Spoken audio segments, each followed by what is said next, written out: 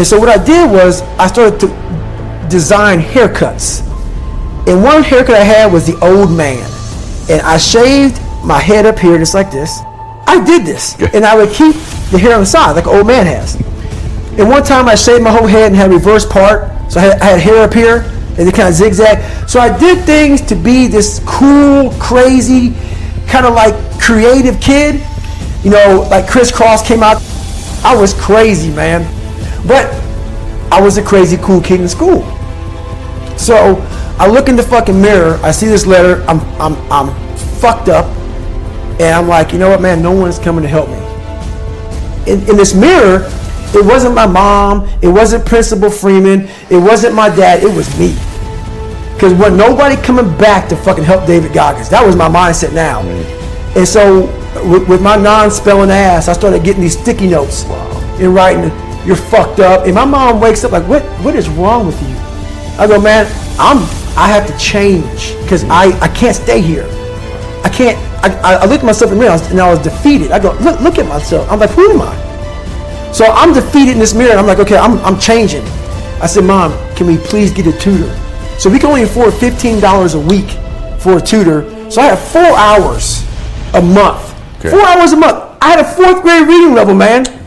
4 hours a month for 6 months. That's all I had. So this tutor did one thing for me, very big. But basically, she saw that I was slow, very slow, and couldn't retain shit. And I think she was joking. She says, you're gonna have to write down everything 1,000 times for you to remember this. I took it as okay, roger that. So I literally went to the store and I bought these spiral notebooks.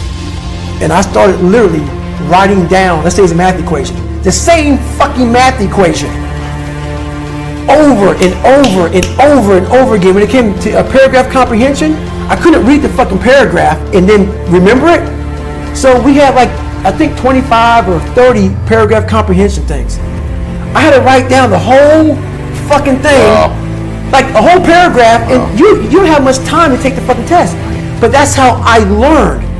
So how I learned the Navy Dive Man, it was like 1,000 pages, Navy Dive Man. I got it a year in advance and wrote the book out probably 14 times. Like the Boyle's Law, Charles Law, Gay-Lussac's Law, Dalton's Law, all these laws, but over and over, the whole manual. So it's not like, so now I've done it so many times I can go back in my mind and say, okay, page 71 was Boyle's Law. And I'm looking at it right now, and I remember writing it down so many times that it takes me and say, okay, I got it. And I can write it down almost verbatim so that's how I learned even to today. But the work ethic, people think I became this guy from running. No, I became this guy from fucking studying. I had to study for hours. What might take you an hour to learn, take me 2 days. So that's where, at the table, and my best friend Johnny remembers me like, God, you just changed. Something happened. I got obsessed. I gotta figure this out, man. I'm not going anywhere. I'm starting to lie. So when you have a messed up foundation, I started lying about everything. I wanted people to like me. I wanted to be accepted in some society of life, some social society. And I was like, man, this isn't the right way. I messed up here, I messed up here, I messed up everywhere. And so I realized the worst thing that happened to me is I lost myself. I never had myself. I never found myself. I had no self-esteem. So I knew through working out and through learning, because it took a lot for me to learn also, I started finding self-esteem. Once I found that, that's when doors started opening up. I stopped caring about people, that what they thought, being judged. Wow, if I say this, if I started right now, are you gonna make fun of me? I stopped caring about that. And that's when my life started really changing for me, slowly but surely. I say, my God, like, no, don't look at it like, I didn't care about losing weight. I didn't care about being the fastest person. I wasn't making the Olympics. I wasn't going to pros. I could barely read and write when I was in a junior in high school. I wasn't going anywhere. I saw working out as a way for me to build calluses on my mind. I had to callous over the victim's mentality. So I watched these movies. I talked about Rocky last time I was on here. I always equated training to mental toughening. Like, it always looked brutal. People waking up early and doing all these things, and it looked horrible. I was like, wow, man, I gotta start doing that. not to get better, bigger, and stronger, but that is what's going to build me. That looks uncomfortable. That looks brutal. And getting up early, I don't want to do that. Some of this long list of things I don't want to do. And through that, I found myself. I started, I'm like, you guys aren't doing this shit in high school. You guys aren't getting up at 5 o'clock in the morning, running over here in this golf course. So I started seeing myself very differently than the average human being. I was like, hold on a second. I have something they don't have. And that's when I started to develop these things through working out. It was this great, never-ending work ethic. And through work ethic, I developed self-esteem. It's through discipline, through self-discipline, through repetition, through tons of repetition of the same thing that you don't want to do. And that's the key thing. Through repetition of things you don't want to do, you develop mental, like an armor for your mind.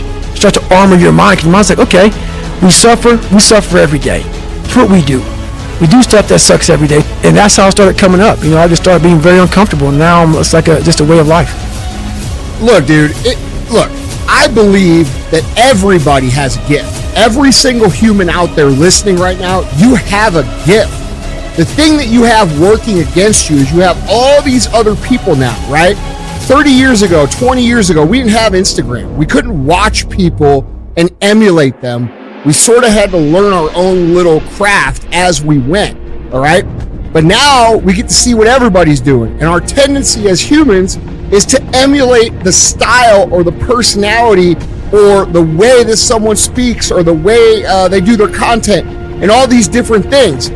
But here's the thing that you don't understand, is that by doing this, you are actually keeping yourself from becoming great. Because the most that you could ever be when you do these things is a watered down, lesser version of what someone else is doing, all right?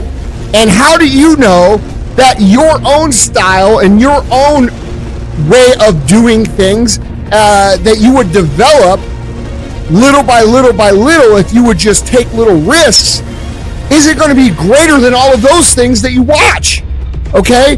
You cannot be great being a lesser version of what already exists. You can only be great when you execute against your own potential and do your own development.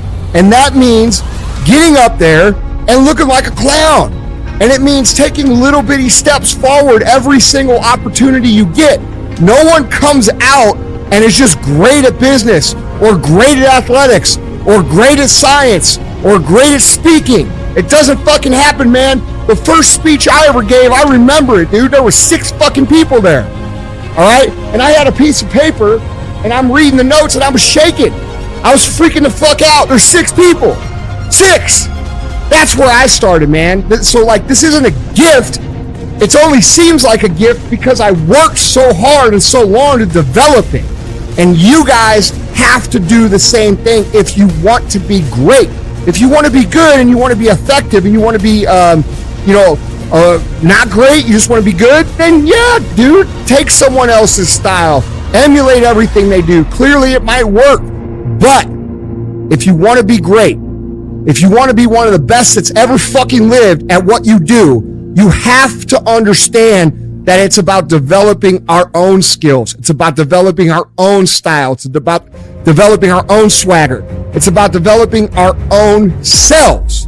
And we don't do that when we constantly look at other people and admire them or look at them for an example or steal their shit like so popular out there these days. So if you want to be great, guys, you have to put in the work. You have to put in the talent.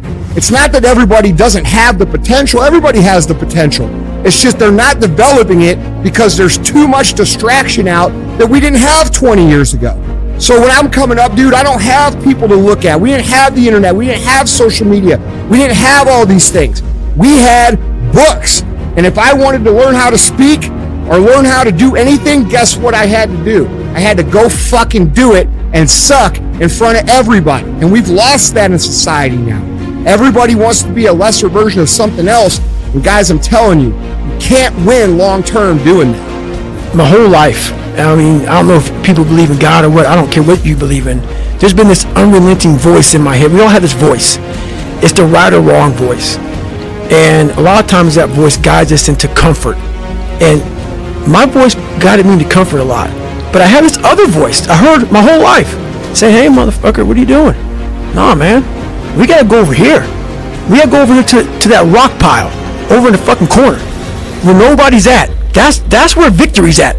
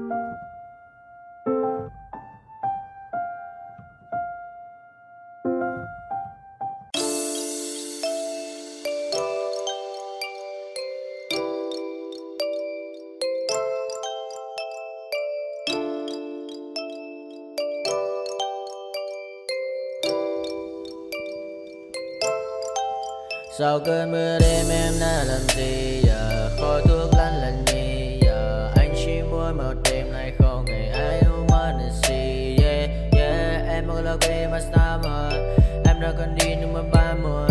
Anh không thể giữ em được bên mình. Bao nhiêu người xấu là người ghen tị. Bao nhiêu người mấy em mà quên rồi. Vẫn là con má nằm bên tôi. Giờ chỉ con má nằm mong trôi. Yeah, anh chẳng thể giữ được cho em nhiều điều. Có mấy con mất điều em mới không muốn, yeah. Em mới không muốn, yeah. Em như muốn bên anh như khi em muốn mất bên anh. Em nói muốn say, yeah. Để là mơ mà em cần anh, yeah. Bao năm bên mai chỉ cần ai sai đến anh ai. Em không ngồi mai chỉ cần ai. Bao năm mà sau và em muốn đêm nay em đã trôi. Đã bên qua cảm xúc như cơn mưa kia đang bên tôi. Đã mệt mà đi mà đôi má em thật u sầu. Và đi mà đôi má em thật màu nâu. Và anh muốn ôm em thật chặt nhiều. Trong khu phố anh ôm lấy một tay em không thể thắng, yeah. Như cơn mưa anh không ngần lại, yeah. Em hãy đi xa đi mất, yeah. Chỉ còn này anh qua đêm cất, yeah. Nỗi buồn như anh không ngờ như em, yeah. Ta không bên nhau xa rồi. Chỉ còn cơn mưa kia đang nhạt trôi. Và em xa rồi. Chỉ còn anh đêm nơi cơn mây mờ thôi, yeah. Mắt anh đã mở đi mascara. Môi hồng như Evergrande, yeah. Bạn em như cậu AK. Pháo hoa là ta ta ta ta,